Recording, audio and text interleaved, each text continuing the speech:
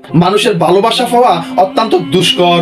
তবে আপনি যদি 8টি বিষয় ফলো করেন তাহলে মানুষ আপনাকে পাগলের মতো ভালোবাসবে। আপনার জন্য মানুষ একরকম পাগল হয়ে যাবে। 1 নম্বরে, প্রথমে নিজের শরীরকে ফিট রাখুন, অর্থাৎ নিজের শরীরকে স্বাস্থ্যে সুস্থে ফিটফাট রাখার চেষ্টা করুন। 2 নম্বরে, সঠিক পোশাক পরার চেষ্টা করুন। সেটা হতে পারে সুন্নতি পোশাক অথবা ভদ্রতার পোশাক, যেটাই বলেন না কেন সঠিক পোশাক পরার চেষ্টা করুন। মানুষ আপনাকে অবশ্যই ভালোবাসবে, আপনার জন্য পাগল হয়ে যাবে। 3 নম্বরে, সবসময় কারোর জন্য সহজলভ্য হবেন না, অর্থাৎ মানুষ আপনাকে না চাইতেই পেয়ে যাবে, এটা যেন না হয়।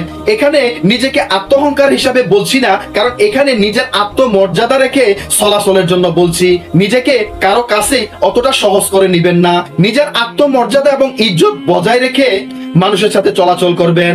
4 নম্বরে, কেউ ডাকলে সরাসরি সুরসুর করে তার কাছে চলে যাবেন না, তাকে অপেক্ষা করান। নিজের মূল্য তাকে বুঝাতে চেষ্টা করুন। একটু পরে তার কাছে যান, তার ডাকে কিছুক্ষণ পরে সাড়া দিন। এক্ষেত্রে ইমার্জেন্সি বিষয় হলে সেটা ভিন্ন বিষয়। তাকে একটু অপেক্ষা করিয়ে তার সাথে যখন যোগাযোগ করবেন তখন তার সাথে সুন্দর ভাষা ব্যবহার করে তার বিষয়াদিগুলো শুনবেন এবং নিজেদের মতামত প্রকাশ করবেন। 5 নম্বরে, মাঝে মাঝে মানুষকে না বলতে শিখুন। মানে হচ্ছে কিছু কিছু মানুষ আপনাকে এমন এমন বিষয়ে প্রশ্ন করবে বা এমন এমন বিষয় আপনার কাছে সলিউশন খুঁজবে যেগুলো আপনি যদি করতে যান তাহলে আপনার ইজ্জতের সমস্যা হবে, আপনার মানহানি হতে থাকবে। এজন্য কিছু কিছু বিষয়ে মানুষদেরকে না বলতে শিখুন। 6 নম্বরে, লোকদের সামনে কখনো ফালতু কথা, বাজে কথা বা অতিরিক্ত কথাবার্তা বলবেন না। 7 নম্বরে, সর্বদা মানুষের সামনে নিজের মুখে হাসি রাখুন, অর্থাৎ যার সাথে যেটাই বলেন যেটাই করেন, যত কথাবার্তা যত যাই কিছুই করেন, মুখের মধ্যে হাসিটা রেখে দিবেন। দেখবেন মানুষ আপনার জন্যই পাগল হয়ে যাবে। 8 নম্বরে, নিজেকে পরিবর্তন করতে, নিজেকে সৎ পথে রাখতে সর্বসময় আল্লাহ তাআলার কাছে প্রার্থনা করবেন এবং আল্লাহ তাআলাকে বলবেন, হে আল্লাহ, আমি আমার নিজের ইজ্জত যেন মানুষের কাছে অটুট রাখতে পারি, আপনি আমাকে সেই সহযোগিতা করুন। অনুপ্রেরণার আরেক নাম থটস অফ বিল্লাল। কি ভাবছেন এটাই বলবো? না, আর সবার মতো করে আমি এটা কখনো বলবো না, কারণ আমার অনুপ্রেরণার আরেক নাম হযরত মুহাম্মদ মুস্তাফা সাল্লাল্লাহু আলাইহি সাল্লাম, যাকে আমি অনুকরণ করি, অনুসরণ করি, যার আদর্শ মাথায় লালন করি, যাকে বিশ্ব নেতা হিসাবে মানি, যার আদর্শ আমার জীবন আমার মরণ, অথচ তাকে কখনো দেখিনি, যাকে না দেখে বিশ্বাস করা যায়, ভালোবাসা যায়, যার আদর্শ মানলে জীবন শ্রেষ্ঠত্বে পরিণত হয়, সেই তো হওয়া উচিত অনুপ্রেরণার আরেক নাম। মনে রাখবেন, আমরা মুসলমান, থটস অফ বিল্লাল এ সমস্ত হাবিজাবি মুসলমানের অনুপ্রেরণা হতেই পারে না। আপনার পরিস্থিতি খুবই নড়বড়ে, ব্যক্তিগত জীবনে বিভিন্ন সমস্যার সাথে নিয়েই পার করছেন, কখনো পারিবারিক চাপে, কখনো বা মানসিক চাপে, কখনো বা ভিন্ন কোনো চাপে আপনার মস্তিষ্ক ক্ষত বিক্ষত হয়ে আছে। তবুও কেউ যখন আপনাকে জিজ্ঞেস করে কি অবস্থা, আর আপনি উত্তরে বলে দেন আলহামদুলিল্লাহ, সবসময় ভালো আছি, এর মানে আপনি এতটুকু বুঝতে শিখেছেন আপনার খারাপ পরিস্থিতিতে কারোই কিছু যায় আসে না। একটা সময় পর মানুষ নিজের সমস্যাগুলোকে গোপন করে বাঁচতে শিখে যায়। মূলত এই মানুষগুলো বয়সের সাথে সাথে কিন্তু পরিপক্ক হয়নি, পরিস্থিতি তাদেরকে পরিপক্ক করে তুলেছে। পরিশেষে নিজেকে এই বলে শান্ত রাখি, ধৈর্যের ফল, সবরের ফল উপরওয়ালা আমার আল্লাহ, আমার রব অবশ্যই দিবেন, অবশ্যই দিবেন ইনশাআল্লাহ। সংসারে উন্নতি আসে না 4টি কারণে। নাম্বার 1, স্ত্রী যদি সকালে ঘুম থেকে দেরি করে ওঠে তাহলে সংসারে উন্নতি আসে না, কারণ একটা সংসারের মৌলিক যে মানুষটি আছে আর সেই মানুষটি হচ্ছে একজন স্ত্রী, আর এই স্ত্রী তিনি যদি সকালবেলা ঘুম থেকে দেরি করে ওঠেন তাহলে ওই সংসারের জীবনেও কোনোদিন উন্নতি আসবে না। নাম্বার 2, স্ত্রী যদি স্বামীর সাথে খারাপ আচরণ করে তাহলে এই সংসারে কোনোদিনও উন্নতি আসবে না।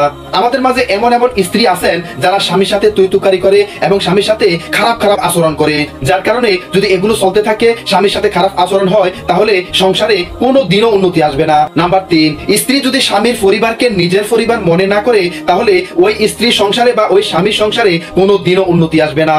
দেখুন, আমাদের মাঝে এমন অনেক স্ত্রী আছে যারা স্বামীর সংসার করছে সেটা ঠিক আছে, কিন্তু স্বামীর সংসারকে সে তার শ্বশুর বাড়ির সংসার, তার স্বামীর সংসার, তার শাশুড়ির সংসার মনে করছে। সে তার নিজের মতো করে স্বামীর সংসার করছে না, স্বামীর সংসারকে সে আপন মনে করছে না, যার কারণে ওই সংসারে কোনো দিনও উন্নতি আসবে না।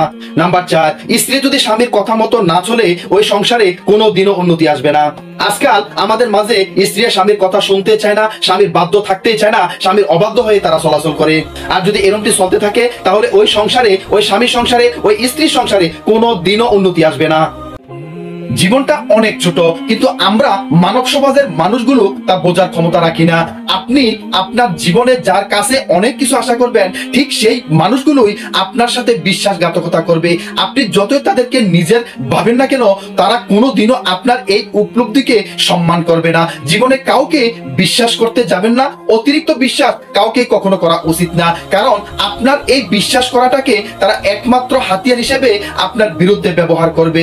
সুতরাং এই সমস্ত মানুষ থেকে একটু সাবধান থাকতে হবে। আপনার প্রচন্ড খারাপ সময়গুলোতে যখন মেন্টাল সাপোর্ট দেওয়ার মতো আপনি যখন কাউকেই পাবেন না, ঠিক তখন আসলে আমরা সবাই এটা বলতে থাকি যে আসলে একা একা থাকাই ভালো। মূলত আসলে আমরা কখনো একা থাকতে পছন্দ করি না, নিজের ইচ্ছায় আমরা কখনো একা থাকি না। মূলত একরকম বাধ্য হয়ে আমরা একা একা থাকতে পছন্দ করি। আপনার আশেপাশে মূলত আপনার সাথে সঙ্গ দেওয়ার অনেক মানুষ আছে, কিন্তু প্রকৃত অর্থে কেউ আপনাকে সঙ্গ দিচ্ছে না, সঙ্গ দিতে চায় না। প্রকৃত অর্থে এই মানুষগুলো আসলে আপনারই না। আর এই বিষয়টা যখন আপনি টের পেয়ে যাবেন, এই বিষয়টা যখন আপনি বুঝতে পারবেন যে আসলে আপনার আশেপাশে সঙ্গী সাথী আত্মীয় স্বজন বন্ধু বান্ধব অনেকে আছে, কিন্তু কেউ আপনাকে আপনার খারাপ সময়গুলোতে সঙ্গ দিচ্ছে না, তখন আপনার বুদ্ধিমত্তার পরিচয় হবে এই মানুষগুলো থেকে দূরে সরে চলে আসুন। এই মানুষগুলোকে আর কখনো বিশ্বাস করতে যাবেন না। কোন এক সময় তারা নিজে থেকে সঙ্গ দিতে আসলেও তাদের সঙ্গ নেওয়ার চেষ্টা করবেন না। মনে রাখবেন, আপনার অজান্তেই কিন্তু আপনাকে একজন সঙ্গ দিয়ে রাখছে, আর তার সঙ্গী হিসাবে আপনি সঙ্গ করুন, তার আনুগত্য করুন, তার আদেশ নিষেধগুলো মেনে চলে তাকে ভালোবাসতে শিখুন। তাহলে দুনিয়াতেও মঙ্গল পাবেন, আখিরাতেও মঙ্গল পাবেন। আর তিনি হচ্ছেন আপনার সৃষ্টিকর্তা, আপনার রব।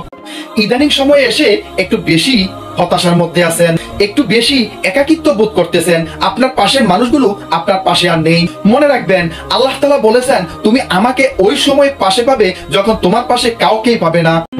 জীবনের কিছু গুরুত্বপূর্ণ সময় থাকে, সেই সময়গুলোর একটা পর্যায়ে এসে নীরব থাকতে ভালো লাগবে, কারণ কোলাহলের মাঝে বিশ্বাসঘাতক আর স্বার্থপর মানুষ দেখতে পাবেন। জীবনের এক পর্যায়ে এসে দেখবেন আপনার যে কারোর সাথে কথা বলতে খুব বিরক্ত লাগছে। পৃথিবীর সব প্রাপ্তি আপেক্ষিক, সব সম্পর্কই মিথ্যা, হারিয়ে যাওয়াই চিরন্তন সত্য। সুতরাং জীবনের এই পর্যায়ে যখন আপনার জীবনে চলে আসবে, ঠিক তখনই আল্লাহ তাআলার প্রতি বেশি বেশি তাওয়াক্কুল করবেন। প্রায়োরিটি ব্যাপারটা অনুভব করা যায়, কে আপনাকে কতটা গুরুত্ব দিচ্ছে সেটা আপনি ভালোভাবেই বুঝতে পারেন। আপনাকে কাছে পাওয়ার খুশি বা আপনার সাথে কথা বলার উচ্ছ্বাস কতটুকু, আপনি সেটা কারো চোখের দিকে তাকালেই টের পাবেন। কেউ আপনাকে অবহেলা কিংবা অপছন্দ করলে সেটাও আপনি তার চোখে দেখতে পাবেন। আসলে কি জানেন, সবকিছু মুখে বলতে হয় না, ব্যবহারে অনেক কিছু বোঝা যায়। কে আপনাকে কতটুকু চায়, কার কতটুকু আগ্রহ, কার কাছে আপনি কতটা গুরুত্বপূর্ণ, আপনাকে কাছে পাওয়ার আকুলতা, হারিয়ে ফেলার ভয়, না পাওয়ার শূন্যতা, থেকে যাওয়ার উচ্ছ্বাস, আনন্দ, প্রাপ্তি কিংবা আফসোস, সবকিছুই অনুভব করা যায়, বোঝা যায়। সুতরাং আপনাকে কে কতটুকু প্রায়োরিটি দিচ্ছে সেটা আপনি ভালোভাবে বুঝতে পারেন, আর এটা বুঝেই আপনার জীবনের প্রতিটি পদক্ষেপ সুন্দরভাবে ফেলানো উচিত। আপনি আপনার কেরিয়ার নিয়ে ভাবছেন, আপনার কেরিয়ারে কিছুই হচ্ছে না, সময় চলে যাচ্ছে, পরিবারের জন্য কিছুই করতে পারছেন না, কি করছেন, কি করবেন, কোথায় যাচ্ছেন, কোথায় যাবেন, এরকম চিন্তা ভাবনা সারাক্ষণ আপনাকে কুরে কুরে খায়। আপনার স্বপ্নগুলো কিন্তু ভেঙে চুরমার হয়ে যাচ্ছে, বন্ধুরাও আপনার হারিয়ে যাচ্ছে, দুঃখ বলার মতো একটা মানুষও আর নাই। একটার পর একটা আপনার ভুল সিদ্ধান্ত, ব্যর্থতা যেন আপনার কিছুই চাচ্ছে না। আপনার জীবন আপনার কাছে এতটাই ভয়ঙ্কর লাগছে যে নিজের লাইফের দিকে যেন তাকানোই যাচ্ছে না। আপনার অনেকটা ভয় লাগে, আপনি ভয়ে অকাতর হয়ে আছেন। হয়তো আপনার এমন মনে হচ্ছে যে পৃথিবীতে আপনার মতো এমন মানুষ একটি মাত্র আপনি আছেন, আর কেউ নেই। মনে রাখবেন, আপনার এই অবস্থা কেন হচ্ছে একটু খেয়াল করবেন। এই অবস্থা হচ্ছে আল্লাহ তাআলাই আপনাকে এই ধরনের সংশয়ের মধ্যে ফেলে দিয়েছেন, আপনাকে সোজা রাস্তায় আনার জন্য, আপনাকে হতভম্বর মধ্যে তিনি কিন্তু রেখে দিয়েছেন। আর এটাই আপনার জন্য একটা সর্বশ্রেষ্ঠ পরীক্ষা। এখান থেকে উত্তীর্ণ হয়ে হতাশাকে ঝেড়ে ফেলে দিয়ে আল্লাহর রাস্তায় এসে দাঁড়িয়ে যান, আল্লাহর উপর ভরসা করুন, অবশ্যই ব্যক্তিগত জীবনের সঠিক সফলতা পেয়ে যাবেন। পাথরের ধাক্কা না খেলে নদীর গতিপথ বদলায় না, ঠিক তেমনি জীবনে ব্যর্থতা না এলে সফলতার মানে বোঝা যায় না। আপনার জীবনে ব্যর্থ হয়ে গেছেন, এই বিষয়টি আসলে শেষ বিষয় নয়। আপনার এই ব্যর্থতাই আপনাকে সফলতার মুখে নিয়ে যেতে পারে। সুতরাং এই ব্যর্থতাকে পুঁজি করে আল্লাহর উপর ভরসা করে নিজের গতিপথ সামনে এগিয়ে নিয়ে যান, ইনশাল্লাহ অবশ্যই আপনি সফলতার কাতারে দাঁড়িয়ে যাবেন। তুমি কখনো কারো সম্মানে আঘাত করে কথা বলো নাই, কাউকে কখনো ছোট করে কথা বলবে এই মন মানসিকতাও তোমার নাই। অথচ তোমাকে ছোট করে কথা বলা মানুষের অভাব হয় না, মনে রাখবা তোমাকে যে ছোট করে কথা বলে আসলে সে নিজেই ছোট মনের মানুষ, আর এমন ছোট মনের মানুষ থেকে নিজেকে অনেকটাই দূরে রাখতে হয়। দীর্ঘশ্বাস কখনো কারো দীর্ঘশ্বাসের কারণ হবেন না। মানুষের দীর্ঘশ্বাস খুব খারাপ জিনিস। আপনি কাউকে ঠকিয়েছেন, কারো ক্ষতি করেছেন, মানুষের সাথে খারাপ ব্যবহার করেছেন, যে মানুষটা আপনাকে অন্ধের মতো বিশ্বাস করত তার বিশ্বাস ভেঙে দিয়েছেন। মনে রাখবেন সেই মানুষটা আপনার উপর কোনো প্রতিশোধ না নিলেও সে যতবার আপনার কথা ভেবে দীর্ঘশ্বাস ফেলবে ঠিক ততবারই তার আত্মা একটা করে নালিশ দিয়ে যাবে সৃষ্টিকর্তার কাছে। আর সৃষ্টিকর্তা সবই দেখেন। আপনি যতই ভালো মানুষের মুখোশ পরে থাকেন না কেন, প্রকৃতি এবং সৃষ্টিকর্তা তার এই দীর্ঘশ্বাসের বিচার একদিন অবশ্যই করবেন। মনে রাখবেন মানুষের দীর্ঘশ্বাসের কখনো কোনো কারণ হবেন না। হ্যাঁ, আমার ভালোবাসার ধরন আলাদা। হ্যাঁ, আমি সকলের থেকে আলাদা। আমার ভালোবাসার ধরনও আলাদা, আমার ঘৃণা করার ধরনও আলাদা। কারণ আমি যাকে ভালোবাসি তাকে আল্লাহর জন্য ভালোবাসি, আর যাকে ঘৃণা করি তাকে আল্লাহর জন্যই ঘৃণা করি। আর এই জন্যই অনেকে আমাকে ঘৃণা করে, অনেকে আমাকে ভালোবাসে, অনেকে আমাকে কাছে টানে, অনেকে আমাকে দূরে ঠেলে দেয়। এতে আমার কিছুই করার নাই, আমার কিছুই আসে যায় না। কারণ আমি আমার আল্লাহর কথা অনুসারে আমি আমার মতোই। আর এজন্যে আমি ব্যক্তিগত অর্থে সকলের কাছ থেকে একটু ভিন্ন রকম, একটু আলাদা। কিছু করার নাই। আমার অন্তরাত্মা, ভালোবাসা সবকিছুই তো তাকে ঘিরে, যিনি আমাকে খাওয়ান, ফরান, ভালোবাসেন, লালন পালন করেন। সুতরাং আমার ভালোবাসা এবং কাউকে আমার ঘৃণা করা সকল কিছু তার জন্যই। এখন আপনার কোনটা? আপনি যাকে ভালোবাসেন বা যাকে ঘৃণা করেন কার জন্যে? মানুষের মুখের কথা দিয়ে কাউকে শান্ত করা যায়, কথা দিয়ে কাউকে ক্লান্ত করা যায়। কথাতেই প্রেম, কথাতেই জ্যাম, কথার মাঝেই বাঁধে, আবার কথার কাছেই ফাঁদে। কঠিন কথায় যেমন মানুষ রাজপ্রাসাদ ছেড়ে দিতে পারে, তেমনি নরম কোমল কিছু কথার কারণে দরিদ্র ভাঙাচোরা মানুষের বাড়ির মনও কারে। এটা মনে রাখবেন, life is full of choice. শব্দ দিয়ে কারো বিষণ্ণ মনকে উজ্জ্বল করে দেওয়া যায়, আবার শব্দের বজ্রপাতে কাউকে মাটির সাথেও মিশে ফেলা যায়। সুতরাং কথা খুবই গুরুত্বপূর্ণ জিনিস। যাকে যেটা বলবেন, যার সাথে যেটা করবেন, একটু ভেবেচিন্তে কথাগুলো বলবেন। তাহলে কারো মনে আর কষ্ট হবে না, আপনাকেও হাসরের মাঠে জবাবদিহিতার সম্মুখীন হতে হবে না। সম্পর্ক, কারো সাথে যখন আপনি সম্পর্ক রাখবেন একেবারে সীমিত আকারে সম্পর্ক রাখবেন। এই যেমন ধরুন, কেমন আছো, কি অবস্থা, সময় কেমন কেটে যাচ্ছে, বাস মাত্র এইটুকুই যথেষ্ট। ঘন্টার পর ঘন্টা কারো সাথে সম্পর্ক করে ফোনে স্টোরি দেওয়ার কোনো দরকার নেই। কাউকে জোর গলায় নিজের বলে কাউকে দাবি করার কোনো প্রশ্নই ওঠে না। কাউকে একেবারে নিজের ভাবার কোনো দরকার নেই, কারণ দিন শেষে আপনি একাই। মনে রাখবেন সম্পর্কগুলো তাদের সাথে খারাপ হয়ে ওঠে যাদের সাথে আপনার সম্পর্কের গভীরতা বেশি। আর এই জন্যেই সীমিত আকারে সম্পর্ক রাখাটা খুবই জরুরি। কারণ আপনি এই দুনিয়াতে আসছেন একা, যাবেনও একা। আপনি যখন আপনার চিন্তাগুলোকে দোয়াতে রূপান্তরিত করে ফেলবেন, তখন আল্লাহ তাআলা আপনার সমস্যাগুলোকে তার রহমতে পরিণত করে দিবেন। আর এই জন্যে আপনি বলুন, হে আল্লাহ, আমি দুশ্চিন্তা ও পেরেশানি থেকে, অক্ষমতা ও অলসতা থেকে, কৃপণতা ও ভীরুতা থেকে, ঋণের ভার ও লোকজনদের প্রাধান্য থেকে আপনার কাছে পানা চাচ্ছি। আপনি আমাকে মাফ করুন এবং আমাকে কবুল করুন, আমিন। আপনি যদি আপনার জীবনের মূল্য সঠিকভাবে বুঝতে পারতেন, তাহলে আপনি কখনোই হারাম কাজ, অসৎ কাজ এবং পাপ কর্মে জড়াতেন না। আল্লাহ রাব্বুল আলামিনের প্রতি আপনার ভালোবাসা যত বৃদ্ধি পেতে থাকবে, দুনিয়ার প্রতি ভালোবাসা আপনার ততই কমতে থাকবে। মনে রাখবেন, আপনার করা ভালো কাজগুলোর ফলাফল অবশ্যই আপনার কাছে আল্লাহর রহমত হয়ে কিন্তু ফিরে আসবে। কিন্তু এই রহমতগুলো বা আল্লাহর ভালোবাসা আপনার প্রতি তেমন বাড়ছে না কেন জানেন? ওই যে আপনি আপনার নিজের জীবনের মূল্য সঠিকভাবে বুঝতে পারেননি, আপনি পাপ কাজে লিপ্ত আছেন, হারামের সাথে জড়িত আছেন। সুতরাং আপনি যদি আপনার রবের ভালোবাসা ঠিকমতো পেতে চান, তার রহমত ঠিকমতো পেতে চান, তাহলে নিজের জীবনের মূল্য বুঝুন, পাপ কাজ থেকে সরে আসুন, হারাম কাজ থেকে একেবারে দূরে চলে আসুন। পৃথিবীতে যখন কেউ আপনাকে বুঝতে চেষ্টা করবে না, মনে রাখবেন আপনার আল্লাহ আপনাকে খুব ভালোভাবে বুঝেন। কেউ আপনার থেকে দূরে চলে গেলে আপনি চিন্তিত কিংবা রাগান্বিত হবেন না, কারণ এটা আল্লাহ রাব্বুল আলামিনের পরিকল্পনা ছিল।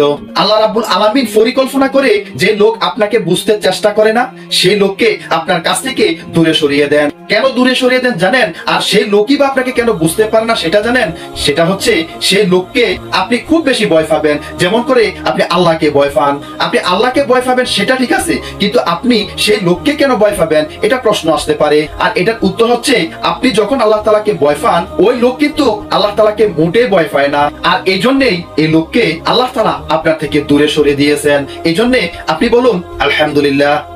আপনি দুশ্চিন্তাগ্রস্ত, হতাশাগ্রস্ত, এখন আপনি চাচ্ছেন আপনার যেন দুশ্চিন্তা না হয়, হতাশায় যেন আপনি না পড়েন। আর এই জন্য নিজেকে দুশ্চিন্তা মুক্ত রাখতে প্রতিটি বিষয়ে আল্লাহ রাব্বুল আলামিনের উপর আস্থা রাখুন, তার উপরেই ভরসা করুন। কারণ আপনার জন্য কোন জিনিসটি কল্যাণকর আপনার প্রভু ভালোই জানে, কিন্তু আপনি আপনার প্রভুর উপর আস্থা রাখতে পারছেন না আর নিজেকে দুশ্চিন্তা মুক্ত রাখতে পারছেন না। কেন জানেন? কারণ আপনি মানুষের খারাপ দিকগুলো খোঁজার চেষ্টা করেন, মানুষের দোষ ত্রুটি খোঁজার চেষ্টা করেন, কিন্তু না, আপনি মানুষের ভুল ত্রুটি খারাপ দোষগুলো খোঁজা বন্ধ করুন। মানুষের ভুলগুলো সহজভাবে বোঝার চেষ্টা করুন, ধৈর্যশীল হন, সুন্দর একটি হৃদয়ের জন্য পরিশ্রম করুন এবং মানুষের ভেতরের ভালো জিনিসগুলোকে দেখার চেষ্টা করুন। তাহলে আপনি আপনার আল্লাহর প্রতি সকল বিষয়ে আস্থা রাখতে পারবেন এবং নিজেকে দুশ্চিন্তা এবং হতাশা মুক্ত রাখতে পারবেন।